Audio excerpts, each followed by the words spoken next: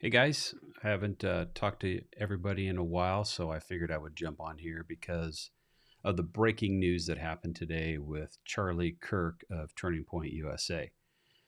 So 1220, I believe he goes, and those who don't know Charlie, he's a big social guy. He's a political guy. He goes out and goes around to campuses and talks to people, talks to students, and I don't know if you want to say call it persuade, but he just wants to have an open conversation based on their views and talk about his views.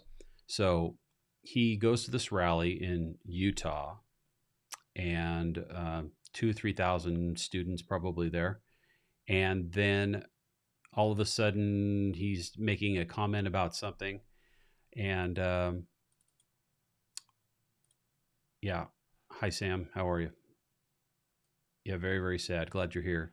So he makes a comment in regards to an answer from somebody's question. And then all of a sudden, a single shot rings out, and he's hit in the left part of his neck. Witnesses say blood, right? If you see the videos online, you'll probably see where he was shot. He kind of falls back and he goes down. So those kind of shots near the carotid artery are more likely than not fatal. So we have to wait for a while. People scramble, and then they're trying to figure out where the shot's coming from. Now, initially they said they had a suspect in custody. I think this was put out by I think the New York Times. Somebody put that out that a suspect was in custody. However, it turns out that guy maybe wasn't the suspect. That was just a guy making some comments, running away, doing something furtive, what we call in law enforcement furtive movements, that would cause law enforcement to be drawn to him and take him into custody. Now, I've since learned that he has been charged. He's booked and being charged with obstruction of justice. That means maybe trying to divert, trying to cause attention from somebody else. But whatever he did obstructed them and actually in that scene at the time getting to a suspect.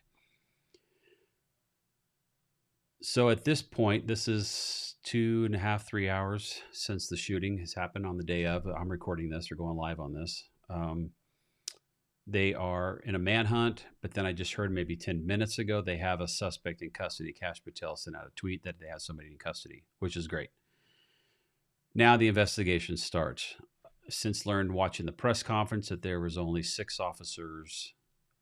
They have a police department assigned to the school, which is not uncommon in some of the bigger areas. Now, in my sheriff's office, we had a school resource officer, so there was one on the school, but it wasn't a big, massive campus like a college campus. So they have their own police department, 6 guys, and then Charlie Kirk's detail. So I just wanted to kind of share my thoughts on this.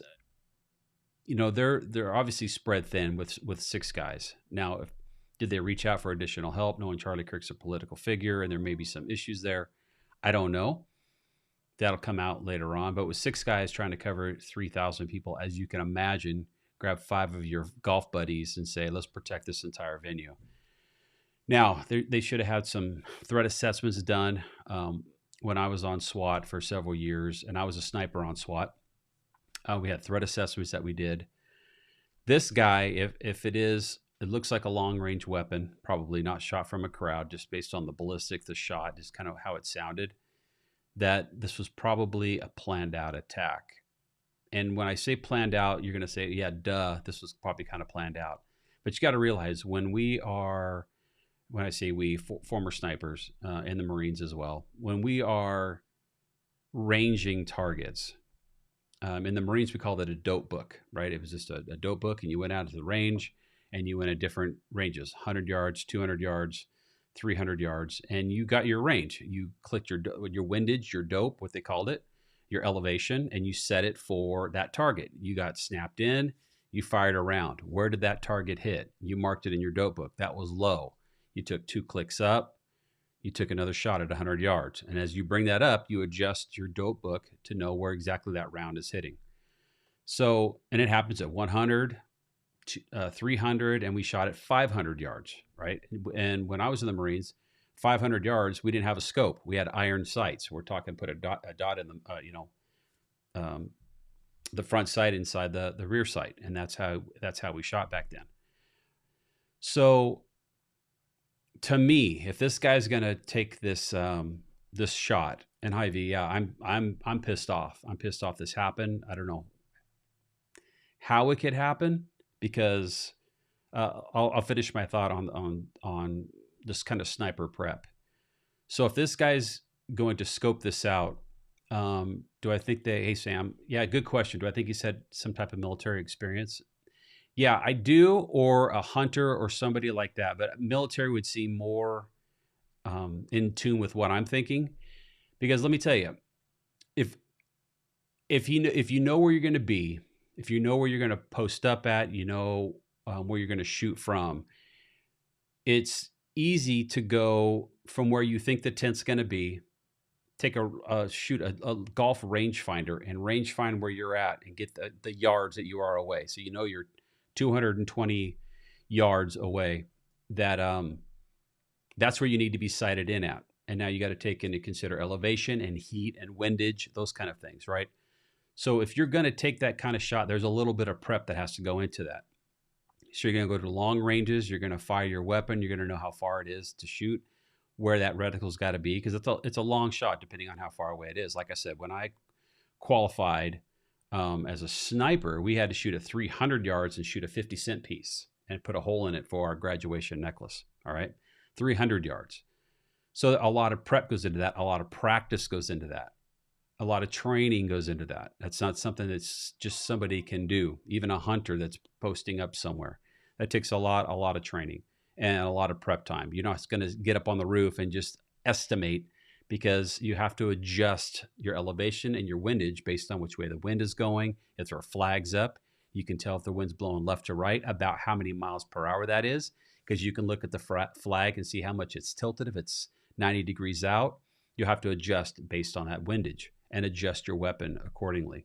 So I think this was completely planned out. This was scoped out. This is somebody that knew what they were doing, in my opinion. I could be totally wrong. I don't think it was fired from a handgun in the crowd or a rifle pulled out in the crowd without any witnesses seeing that happen. I am pissed off.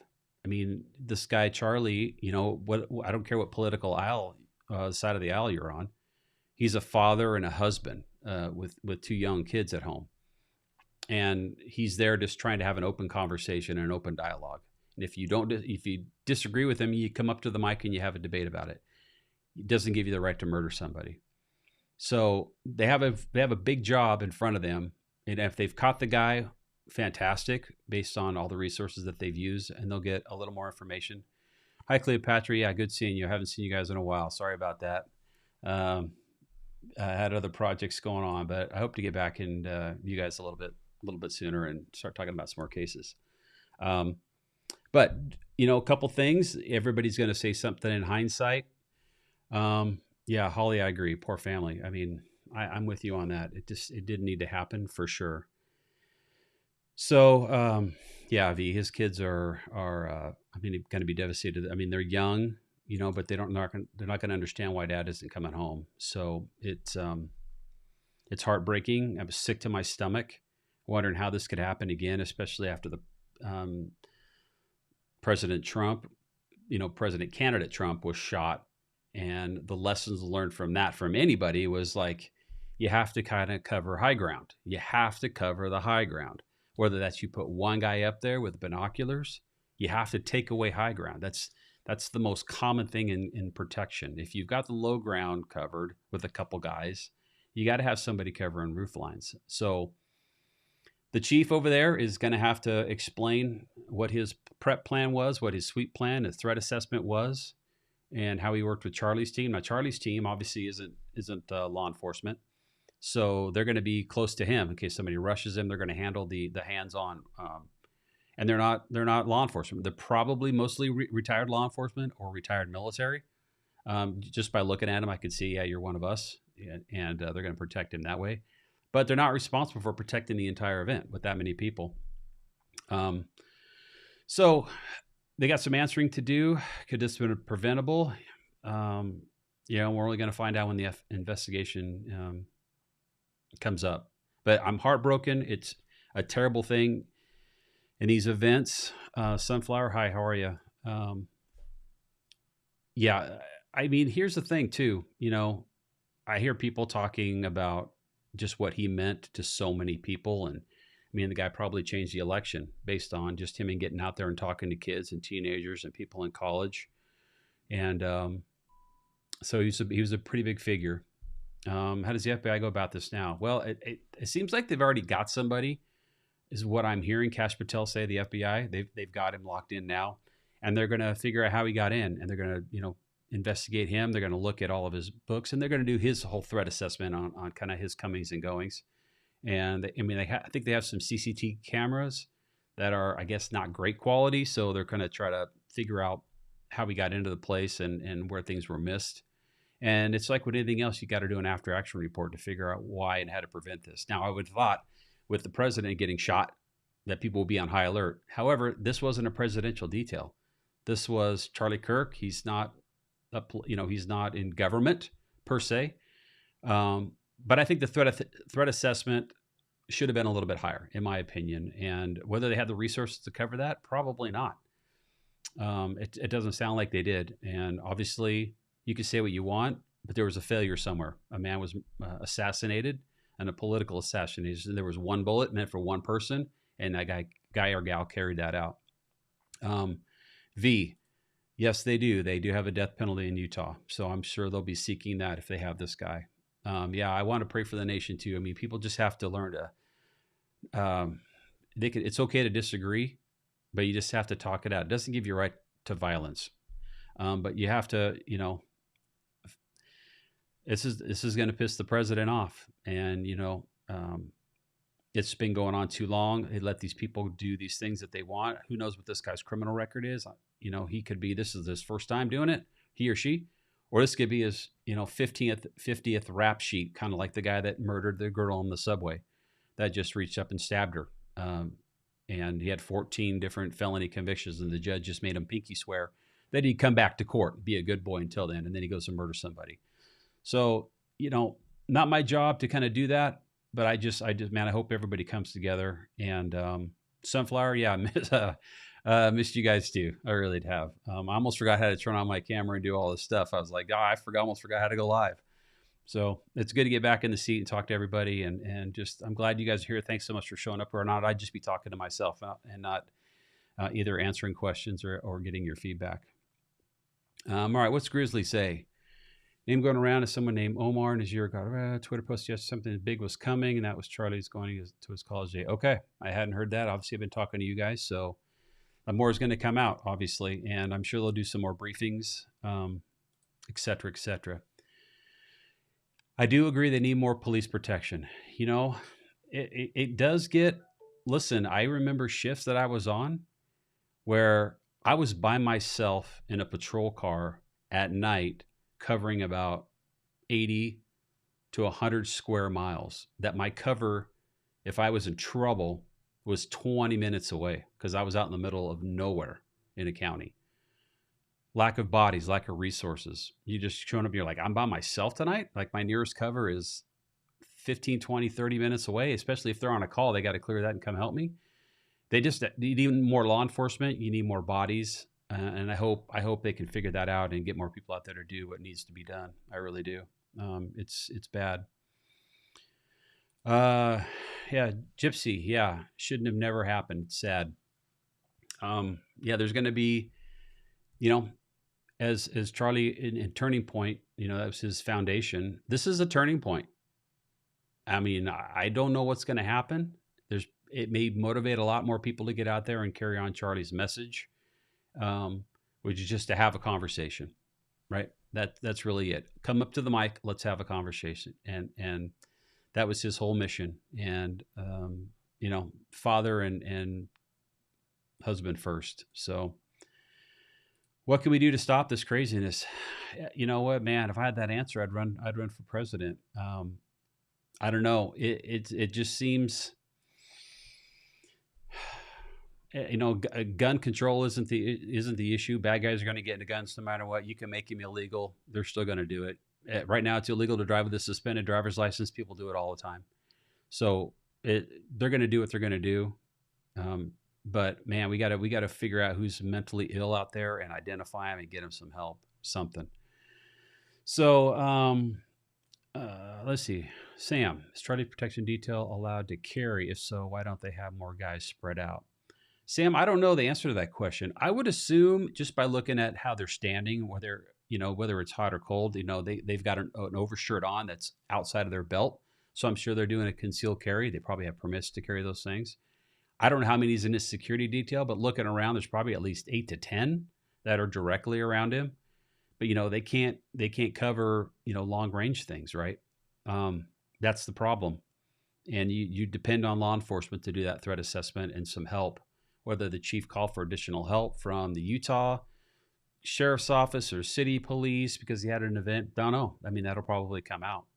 But it's good to have those relationships with your partnering agencies, because I remember running details, and if there was a fatal crash that I would roll out on and I needed help, I would call a partner agency. If a partner agency, and I work right next to Portland, Oregon, and if they had a big event, they would call me and I would send my team out, or I'd send my traffic division out on motorcycles to help them.